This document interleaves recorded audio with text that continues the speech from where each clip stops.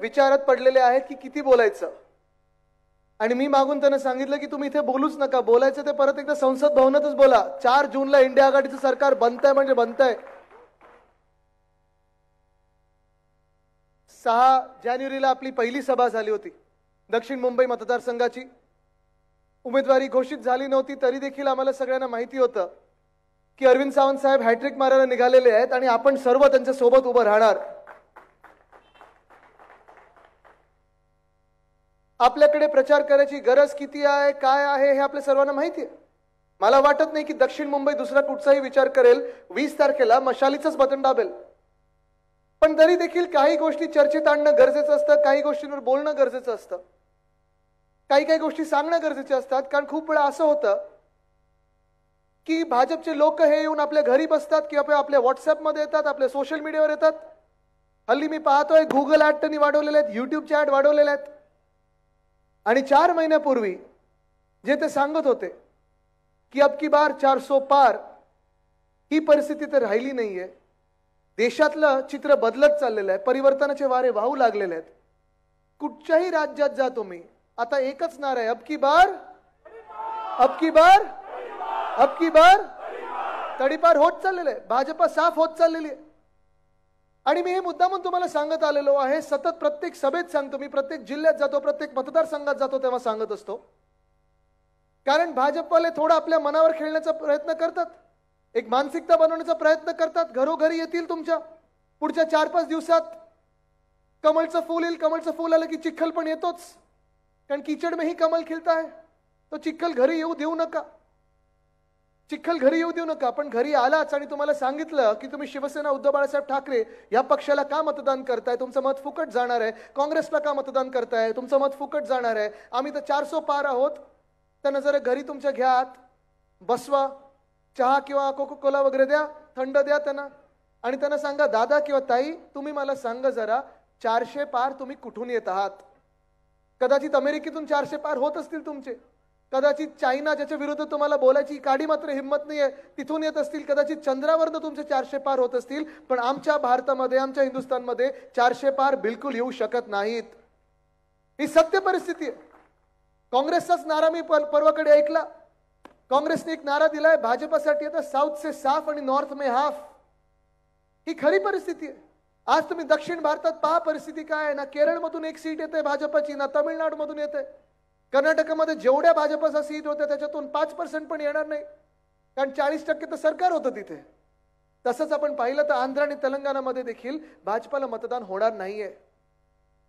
उत्तर भारतात पाहिलं, ईशान्य भारतात पाहिलं तर चित्र देखील तसंच आहे। जे आपल्याला वाटत असतं की अरे नाही, खालतून जरी सीट आल्या नाहीत, दक्षिण भारतातून सीट आल्या नाहीत तरी वरतून जिंकतील, उत्तर प्रदेशमधून जिंकतील, राजस्थानमधून जिंकतील। आत्ताच गेहलोत साहेब इथे होते, म्हणजे अशोक गेहलोत साहेब म्हणजे सुपुत्र वैभवजी, तुम्ही त्यांना विचारा, ते स्वतः देखील निवडणुकीत उभे आहेत। मला जो रिपोर्ट आलेला आहे, फीडबॅक आलेला आहे, मागच्या वेळी भाजपने राजस्थानमध्ये 26 पैकी 26 जागा जिंकल्या होत्या। यंदा भाजपा कमी होऊन काँग्रेस कमीत कमी 10 ते 12 सीट तिथे जिंकत आहे। तेच मध्य प्रदेशमध्ये परिस्थिती आहे। बिहारमध्ये माझ्याच वयाचे तेजस्वी यादव आहेत, लढत आहेत। आपल्याकडे जशी गद्दारी झाली तसं तिथे देखील जदयूने त्यांना धोका दिला। चांगलं सरकार चालणारं सरकार पाडलं, नोकऱ्या देणारं सरकार पाडलं, विकास करणारं सरकार पाडलं, आणि भाजपला पाठिंबा देणारं सरकार त्यांनी बनवलं। आणि बनवल्यानंतर देखील आपण पाहत असाल, जे राष्ट्रीय जनता दल, जे तेजस्वी यादव यांचा पक्ष 2019ला 1 सीट ज्यांना मिळाली होती, यावेळी 2024ला कमीत कमी 15 सीट घेऊन दिल्लीकडे चाललेले आहेत। जम्मू काश्मीरमध्ये ही परिस्थिती ऐकण्यासारखी आहे, फार इंटरेस्टिंग परिस्थिती झालेली आहे। अरविंद सावंत साहेब, आपल्याला माहिती आहे जम्मू काश्मीरमध्ये जेव्हा 370 कलम काढला होता, आपण पण पाठिंबा दिला होता, आपण तो दिवस साजरा केला होता। आपला पण हेच विचार होता की 370 कलम या देशात नको। पण त्यावेळी जम्मूचं राज्य बनवलं, काश्मीरचं राज्य बनवलं, लडाखला केंद्रशासित राज्य केलं। आज परिस्थिती अशी आहे, जे आपल्याला भाजपने सांगितलं होतं 5 वर्षापूर्वी की आतंकवाद संपणार, तिथे सुख शांती समृद्धी होणार, सगळं काही चांगलं होणार, तिथे आज आपण पाहतोय काश्मीरमधून भाजप निवडणूक लढतच नाहीये। जर सगळं काही चांगलं झालं असेल, तिकडच्या लोकांचं भलं झालं असेल, तर मग का तुमच्यात निवडणूक लढण्याची हिंमत नाहीये? लडाखमध्ये जे केंद्रशासित राज्य केलं, त्याला सांगितलं होतं तुम्हाला पूर्ण अधिकार मिळतील, तुमचे मुख्यमंत्री मिळतील. आज आपण 5 वर्षानंतर सोनम वांगचुक नावाची व्यक्ती 21 दिवस उपोषण करत आहे. 30 ते 40 हजार लोक, लडाखी लोक रस्त्यावर आलेले आहेत, उपोषण करत आहेत. पण त्यांच्याकडे भाजप बघायला तयार नाहीये, कारण आपण हे पाहत आहोत तिथून भाजप निवडून येणार नाही. भाजपचे जे खासदार होते लडाखचे, त्यांनी फार मोठं भाषण चांगलं केलं होतं, संसद भवनात भाषण केलं होतं. आणि ते भाषण एवढं गाजलं होतं, आपल्याला वाटलं होतं लडाख आता कुठच्या कुठे जाईल. आज तेच भाजपचे खासदार, त्यांनी भाजपचा राजीनामा दिला. त्यांनी सांगितलं मी निवडणूक लढणार नाही, लोकांची जाऊन माफी मागितली आणि परत एकदा सांगितलं एक ही भूल. ते बोलले आम्ही नाही करणार हे पुन्हा एकदा. आणि हे सगळं चित्र देशभरात असताना तुम्ही मला सांगा महाराष्ट्र कोणाच्या बाजूने राहणार आहे? आपण आपल्या बाजूला पाहताय, आपण एका बाजूला महाविकास आघाडी आहे, इंडिया आघाडी म्हणजे आपण, शिवसेना उद्धव बाळासाहेब ठाकरे, काँग्रेस, राष्ट्रवादी काँग्रेस शरदचंद्र पवार साहेबांची आणि सगळे आपले मित्र पक्ष आहेत. दुसऱ्या बाजूला भाजप आहे, ज्या भाजपनी आपल्या राज्याचं राजकारण जे आहे ते 2-2.5 वर्षापूर्वी गढूळ केलं. ही तीच भाजप आहे ज्यांनी कोविडचा काळ जेव्हा आपल्या महाराष्ट्रात सुरू होता, आम्ही सगळेच महाविकास आघाडी म्हणून, तुम्ही पण सगळे मुंबईचे नागरिक म्हणून, आपण महाराष्ट्राचे नागरिक म्हणून, देशाचे नागरिक म्हणून स्वतःची काळजी घेत होतो, या देशाची काळजी घेत होतो, आपल्या राज्याची काळजी घेत होतो. लोकांना हॉस्पिटल बेड कसे मिळतील, ऑक्सिजन कसं मिळेल ह्याच्यावर आपण फोकस करत होतो, ह्याच्यावर लक्ष केंद्रित करत होतो. आणि त्याच वेळी जगात एकमेव पक्ष असा असेल ज्यांनी राजकारण केलं, घाणेरडं राजकारण केलं, त्याचं नाव म्हणजे भाजपा. ही तीच भाजपा आहे ज्यांना डॉक्टर बाबासाहेब आंबेडकरांचा द्वेष आहे. ही तीच भाजपा आहे ज्यांना महाराष्ट्राबद्दल द्वेष आहे. ही तीच भाजपा ज्यांना संविधान बदलायचं आहे. आणि ही तीच भाजपा आहे ज्यांना आपली लोकशाही संपवायची आहे. आणि मी खरं बोलत आहे, नुसतं आम्ही बोलत आहे म्हणून ते संविधान बदलणार भाजप ह्याची अशी गोष्ट नाहीये. हे जे 400 पार जे मागत होते ते एवढ्यासाठीच मागत होते. त्यांचे देखील उमेदवार बोललेले, अगदी पंकजाताई मुंडे देखील बोललेले आहेत की 400 पार द्या, कारण आम्हाला संविधान बदलायचं आहे. का संविधान बदलायचं आपल्याला? जे नागरिक म्हणून आपल्याला अधिकार मिळालेत, हक्क मिळाले, जी काही आरक्षण मिळाले असतील, ज्या ज्या समाजाला त्यांचे आवाज मिळाले असतील, कर्तव्यांसोबत मिळाले असतील, हे सगळं जर तुम्हाला बदलायचं असेल, मग तुमचं नक्की लक्षण काय, तुमचं नक्की ध्येय काय? जसं बीसीसीआय मध्ये निवडणूक न होता तिथे अध्यक्ष तुम्ही बनू शकता, ट्रेझरर तुम्ही बनू शकता, सेक्रेटरी तुम्ही बनू शकता, तसंच तुम्हाला निवडणुका या देशात नकोयत. कारण ज्या मिनिटाला निवडणुका होतात भाजप हरायला येते हे दिसायला लागलेलं आहे. आणि हे चिन्ह स्पष्ट आहे. जे मी सांगतोय 400 काय 300 काय 200 पण भाजपचे येणार नाहीत, ह्याचे पहिले संकेत आहे जेव्हा जेव्हा भाजप हरायला येतं तेव्हा एक भाषा ती सुरू करतात, ते म्हणजे हिंदू मुस्लिम तेढ निर्माण करा, धर्माधर्मामध्ये तेढ निर्माण करा. ज्या मिनिटाला आपण विखुरले जातो त्या मिनिटाला भाजप येतं, त्यांची पोळी भाजते आणि सरकार बनवते.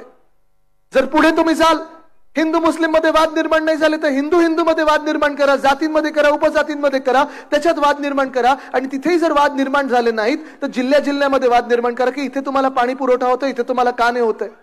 पण तुम्हाला आज सांगतो मी, हे पहिलं संकेत आहे की भाजप हरत चाललेलं आहे. आणि देशात केंद्रात सरकार आपण भाजपचं बनवू देणार नाही, कारण आपल्याला संविधान मांडणारे आणि संविधान रक्षणाचं सरकार बनवायचं आहे, लोकशाहीचं सरकार बनवायचं आहे.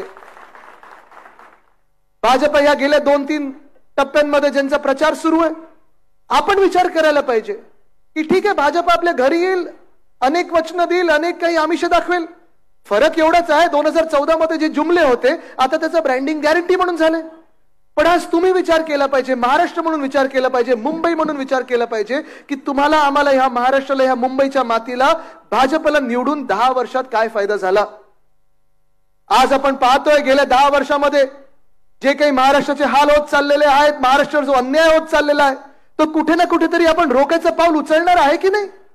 तुम्ही कुठच्याही जातीचे असाल, तुम्ही कुठच्याही धर्माचे असाल, तुम्ही कुठचीही भाषा बोलत असाल, पण तुम्ही ह्या महाराष्ट्राचे नागरिक म्हणून विचार करा, या मुंबईचे नागरिक म्हणून विचार करा, मुंबईकर म्हणून विचार करा, दक्षिण मुंबई म्हणून विचार करा. आणि तो विचार करत असताना आपले समोर जे उभे आहेत, मिंदे गँगचे असतील, गद्दार गँगचे असतील, खोके गँगचे असतील, बाप चोर पक्ष चोर गँगचे असतील, किंबहुना भाजप प्रणित खोके सरकारचे असतील, ह्या लोकांमुळे आपला फायदा झालेला आहे की नुकसान झालेलं आहे, हा तुम्ही विचार करण्याची आज वेळ आलेली आहे.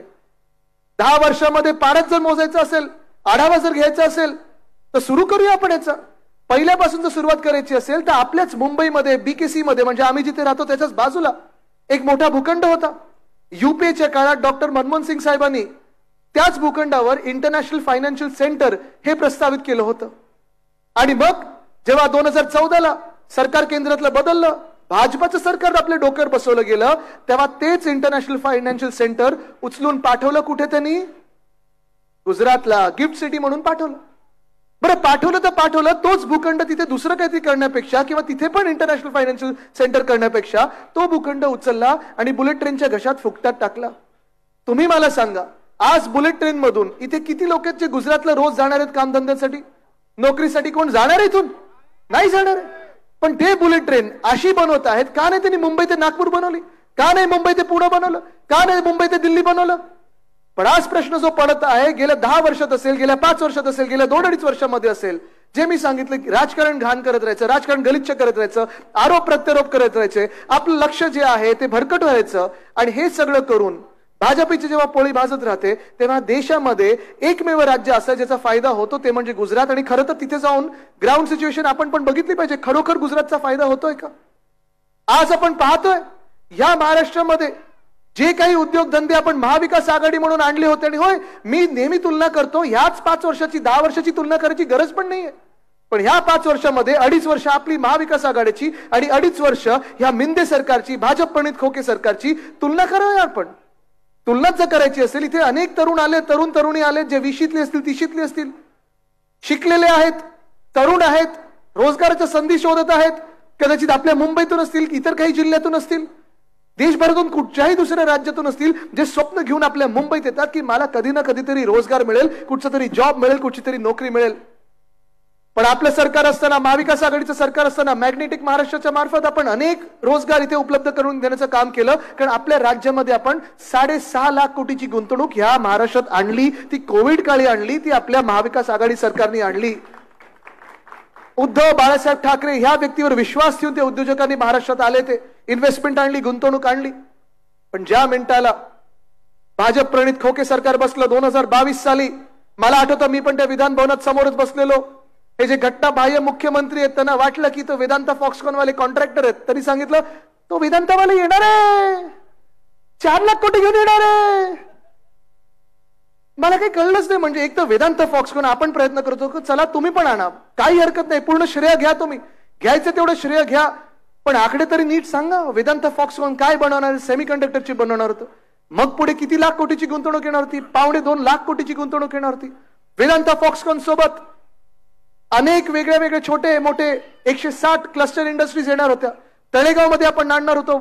आणि हेच सगळं करत असताना 1 लाख तरुण तरुणींना आपल्या महाराष्ट्रामध्ये रोजगार मिळाला असता, भूमिपुत्रांना तिथे रोजगार मिळाला असता. पण सरकार बदललं. आणि मग हे सरकार बदलल्यानंतर जसं आपल्याशी धोका झाला, आपल्याशी गद्दारी झाली, तसं महाराष्ट्र बरोबर गद्दारी व्हायला लागली. आणि ह्या सरकारनी तो वेदांत फॉक्सकॉनचा प्रकल्प जो आहे तो पाठवला कुठे? हो, गुजरातला पाठवला. बल्क ड्रग पार्क आपण रोह्यामध्ये आणणार होतो, तसंच हे बल्क ड्रग पार्क असेल, मेडिकल डिव्हाइस पार्क असेल, या दोन्ही पार्क मध्ये छोट्या मोठ्या इंडस्ट्रीज वेगळ्या वेगळ्या आपल्या इथे आल्या असत्या. इथे देखील 30 ते 40 हजार नोकरी आपण सहज उपलब्ध करून देऊ शकलो असतो. रोह्यामध्ये बल्क ड्रग पार्क, छत्रपती संभाजीनगरच्या जवळ आपण मेडिकल डिव्हाइस पार्क, नागपूर जवळ आपण मिहानमध्ये एअरबस टाटा मागितलं होतं, solar energy equipment park, renewable energy equipment park, textile park, हे सगळं उचललं आणि पाठवलं त्यांनी गुजरातला. गुजरातची माझं काही वैर नाहीये, गुजरातची माझं काही भांडण नाहीये, वैयक्तिक वाद मुळीच नाहीये. माझी हीच भूमिका नेहमी राहिलेली आहे की जे गुजरातला मिळालं पाहिजे ते मिळालंच पाहिजे. जे आसामचं असेल तिथे गेलं पाहिजे, जे केरळचं असेल तिथे गेलं पाहिजे, जे मणिपूर असेल, मणिपूर जर शांत झालं तर तिथे गेलंच पाहिजे. कारण हल्ली पापा युक्रेनमध्ये वॉर थांबवत आहेत, पण मणिपूर शांत करू शकले नाहीयेत. आज परिस्थिती ही आहे की आज मी जेव्हा झारखंडला मागच्या 2-3 महिन्यापूर्वी गेलेलो, मला वाटतं प्रोफेशनल काँग्रेसचाच कार्यक्रम होता, तिथे पण मला प्रश्न विचारला गेला की आदित्य जी सब कुछ गुजरात ही क्यों जाता है, हमारे झारखंड में क्यों नहीं आता? तसंच आपल्या महाराष्ट्रात परिस्थिती आहे. आज मी तुम्हाला विचारत आहे, जेव्हा जेव्हा आपल्या हक्काचा रोजगार, आपल्या हक्काची नोकरी, आपल्याकडे 100% जो आपला येणारा उद्योग होता, जेव्हा जेव्हा हे गुजरातला जातात, मी तर ठरवलेलं आहे मी भाजपशी नडणार म्हणजे नडणार, लढणार. तुम्ही माझ्या सोबत उभे राहणार की नाही? हा तरुणांना मी प्रश्न विचारत आहे. कारण ही निवडणूक फार महत्वाची. बघा, प्रत्येक राजकीय पक्ष आणि खास करून भाजप आपल्याला जे त्याच्यात रांगत ठेवलेलं आहे, आपल्याला ज्याच्यात भांडत ठेवलेलं आहे, आपल्याला ज्याच्यात व्यस्त ठेवलेलं आहे, ते एवढ्यासाठीच आहे की 50 वर्षापूर्वी कोण काही बोललं, 100 वर्षापूर्वी कोण काय बोललं, आणि हे प्रधानमंत्री बरोबर होते की ते प्रधानमंत्री बरोबर काय होते, 1000 वर्षापूर्वी काय प्रथा होती आणि आता काय प्रथा आहे. जे झालं ते झालं, ते भूतकाळात होतं. आज तरुणांनी विचार केला पाहिजे, तरुणींनी विचार केला पाहिजे की तुमच्या भविष्यासाठी कोण लढत आहे आणि तुमच्या भविष्यासाठी ही महाविकास आघाडी लढत आहे. हे लक्षात ठेवून तुम्ही मतदान करणं गरजेचं आहे. असाच प्रश्न नोकर भरतीचा आहे. तो प्रश्न फार मोठा आहे. आपण पाहतो राज्यभरातून तलाठी भरती असेल, पोलीस भरती असेल, अनेक ह्या सरकारी नोकऱ्यांमध्ये जी मुलं मुली अभ्यास करून येतात पुढे, कधी फिजिकल टेस्ट असते, कधी रिटन टेस्ट असते, आणि प्रत्येक वेळी जेव्हा ही नोकर भरतीची परीक्षा होते तर तलाठी भरतीचं आपण वाचलंच होतं. 200 मार्काचा पेपर होता. मिळाले किती मार्क होते ना? 212 की 214. आणि मी त्यांना विचारलं, तुम्ही काही ईव्हीएम वर पेपर लिहिला होता की काय? पण परिस्थिती ही आहे की हे सगळं करत करत जी स्वप्न चिरडली जातात ती आपल्या तरुणांची स्वप्न चिरडली जातात. हे भाजप त्यांचं राजकारण करत राहतं, आपलं विखुरण्याचं राजकारण करतं, आपल्यामध्ये भांडणं लावायचं राजकारण करतं, धर्माधर्मामध्ये भांडणं लावायचं राजकारण करतं. पण जे तुम्ही सत्ता काबीज करून आमच्या डोक्यावर बसलेले आहात, अवकाळी सरकार म्हणून या महाराष्ट्रामध्ये, तुम्ही विचार करा 2-2.5 वर्षामध्ये आपल्या महाराष्ट्राचा काय फायदा झाला, आपल्या महाराष्ट्राला काय मिळालं?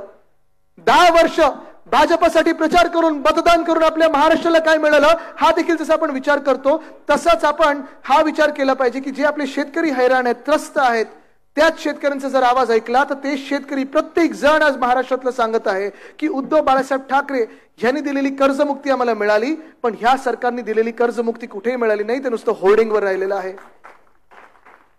कारण मी हा विषय शेतकऱ्यांचा एवढ्यासाठी काढला कारण तरुणांचा जसा विषय काढला आणि मी तुम्हाला विचारलं तुम्ही माझ्या सोबत राहणार की नाही, तसं दुसरा वर्ग जो निर्मला सीतारामन ताईंना वाटला होता की शोध लावला त्यांनी, कारण 4 जातींचा शोध लावला होता. एक म्हणजे तरुण, शेतकरी, महिला आणि गरीब. हा दुसरा वर्ग जो शेतकरी आहे तो पूर्णपणे खंबीरपणे आपल्या महाविकास आघाडी सोबत आहे. काँग्रेस असेल, शिवसेना उद्धव बाळासाहेब ठाकरे असेल, राष्ट्रवादी काँग्रेस शरदचंद्र पवार साहेबांची असेल, ह्या आपल्या सोबत उभे आहेत. आज तिसरा वर्ग जो महत्वाचा आहे तो म्हणजे महिला. इथे फार मोठ्या संख्येने महिला आलेल्या आहेत आणि जिथे महिला आहेत तिथे विश्वास आहे आणि जिथे विश्वास आहे तिथे विजय पक्का आहे. मी आज तुम्हाला विचारत आहे, तुम्ही मला सांगा, या महाराष्ट्रामध्ये किंवा या देशामध्ये तुम्हाला राहणं सुरक्षित वाटत आहे का? खास करून महिलांना प्रश्न विचारलाय. कोणालाच वाटत नाहीये ते मला माहिती आहे, कारण आज गुंड जाऊन मंत्रालयात रील बनवत आहेत. पण महिलांना मी विचारतोय, तुम्हाला महाराष्ट्र सुरक्षित वाटतो का तुमच्यासाठी? हे भाजप सरकार जे आहे तुमच्या डोक्यावर बसलेलं, म्हणून तुम्हाला महाराष्ट्र सुरक्षित वाटतो का? नाही वाटू शकत. किती उदाहरणं द्यायची? मी तुम्हाला 4 फक्त उदाहरण देतो, छोटी उदाहरणं देतो, कारण माझ्यानंतर मोठे व्यक्ती आहेत, नेते आहेत. पण 1-2 उदाहरणं तुम्हाला द्यायची झाली तर एक तो कर्नाटकामधला रेवण्णा. लाज वाटते मला त्याचं नाव घेण्यासाठी. रेवण्णा, प्रज्वल रेवण्णा, त्यांनी 2 की 3 हजार महिलांवर बलात्कार केलेला आहे. एक महिलेवर जरी केला तरी भर चौकात फाशी झाली पाहिजे. त्यांनी 2 ते 3 हजार महिलांवर बलात्कार केलेला आहे. आणि त्याच रेवण्णासाठी प्रधानमंत्री महोदय स्वतः येतात आणि प्रचार करतात, हे माहिती असून की त्यांनी बलात्कार केलेला आहे. त्याच रेवण्णासाठी भाजप प्रचार करतात, त्याच रेवण्यासाठी मतदान करतं भाजप. आणि त्याच रेवण्याला मतदान ज्या मिनिटाला झालं इथून जर्मनीला पळून जायला मदत केली. तुम्ही ह्या भाजपला मतदान करणार का? आपल्या इकडच्याच महाराष्ट्राच्या मंत्रिमंडळामध्ये 2 अशी उदाहरणं आहेत, 2 अशी लोक आहेत ज्यांना मंत्री बोलायला मला लाज वाटते. एक मंत्री असे आहेत ज्यांनी सुप्रियाताई सुळेंना टीव्हीवर जाऊन घाणेरड्या शिव्या दिलेल्या आहेत, 16 की 17 वेळा शिव्या दिलेल्या आहेत. आपलं सरकार असतं तर ह्या मंत्र्यांना लाथ मारून आपण काढली असतं, पण ह्याच मंत्र्यांना पदोन्नती दिली आहे शिंदे सरकारमध्ये. अशा भाजपला आणि अशा मिंदेगताला तुम्ही मतदान करणार का? करू शकता का तुम्ही? दुसरे मंत्री असेच आपल्याच मंत्रिमंडळात असताना त्यांच्यावर आरोप झाले होते आणि उद्धव साहेबांनी राजकीय पडसाद न बघता त्यांना एका मिनिटात काढून टाकलं होतं. पण ज्या मिनिटाला आपलं सरकार गेलं आणि मिंदे सरकार बसलं, त्यांना पुन्हा एकदा मंत्री केलं, त्यांना पुन्हा एकदा खातं दिलं आणि कॅबिनेटचा दर्जा दिलेला आहे. ह्या मिंदे सरकारला आणि त्यांच्या पूर्ण त्या टोळीला तुम्ही मतदान करणार का? करू शकणार का?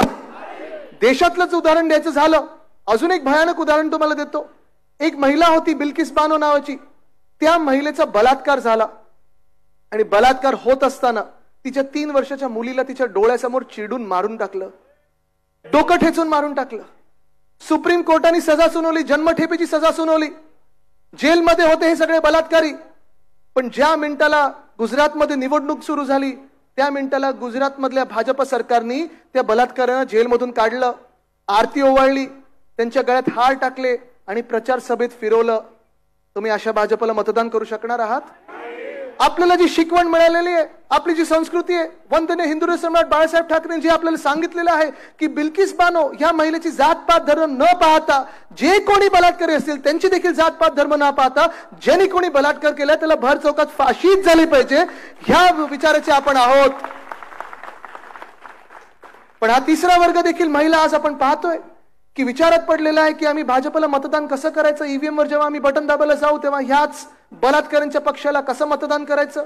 आहेत तिथे दक्षिण मध्य मुंबईमध्ये पण मिंदी गटातून एक इकडचे रेवन्न उभे आहेत, त्यांच्या पण क्लिपा खूप व्हायरल गेलेल्या आहेत.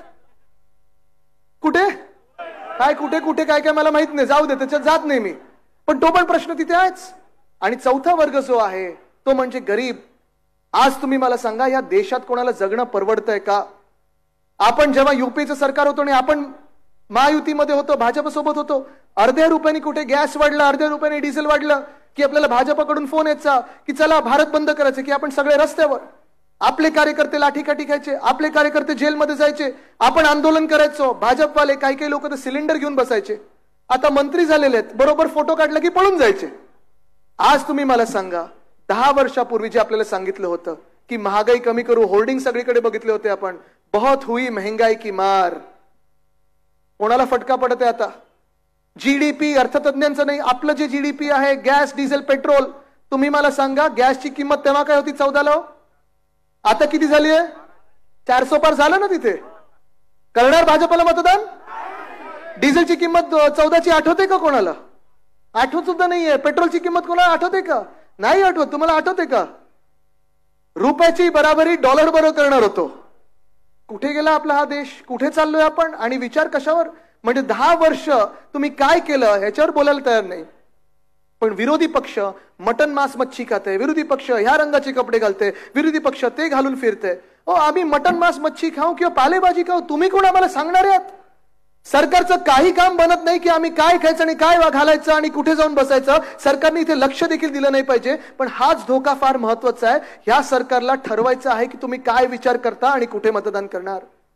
आज मी तुम्हाला विचारत आहे, ह्या मुंबईला संपवण्याचा जो प्रयत्न होत आहे भाजपाकडून, तुम्ही त्यांना मतदान करणार आहात की मशालीला मतदान करणार आहात? मी आज तुम्हाला प्रश्न विचारत आहे की आपल्या देशाचं संविधान जे बदलायला निघालेत भाजपवाले, तुम्ही त्यांना मतदान करणार आहात की मशालीला मतदान करणार आहात? मी आज तुम्हाला सवाल करत आहे की या देशातली लोकशाही जी संपायला निघालेत भाजपवाले, तुम्ही त्यांना मतदान करणार की मशालीला मतदान करणार? मी आज विचारत आहे, जे महाराष्ट्र संपायला निघालेत, महाराष्ट्राची आर्थिक शक्ती आहे ती कमी करायला निघालेत, त्या भाजपला तुम्ही मतदान करणार की मशालीला मतदान करणार? मी आज तुम्हाला विचारत आहे, जे मुंबई तोडायला निघाले, जे मुंबई गिळायला निघाले, त्या भाजपला तुम्ही मतदान करणार की मशालीला मतदान करणार? मी आज तुम्हाला विचारत आहे की आपल्या समोर जे मिंदे सरकारमधले जे कोणी गद्दार उभे राहिलेले आहेत, ज्यांनी उद्धव साहेबांच्या पाठीत खंजीर खुपसला, तुम्ही त्यांना मतदान करणार की मशालीला मतदान करणार? मी आज तुम्हाला विचारत आहे, जे डरपोक 40 गद्दार इथून गोव्याला गेले, पहिले गुजरातला गेले, गुवाहाटीला गेले, गोव्याला गेले, तुम्ही त्यांना मतदान करणार त्या डरपोक लोकांना की मशालीला मतदान करणार? तुम्ही गद्दारांना मतदान करणार की मशालीला करणार? तुम्ही भाजपला करणार की मशालीला करणार? मग 20 मेला आपले उमेदवार कोण? 20 मेला आपले उमेदवार कोण? आपलं चिन्ह कुठचं? आपलं चिन्ह कुठचं?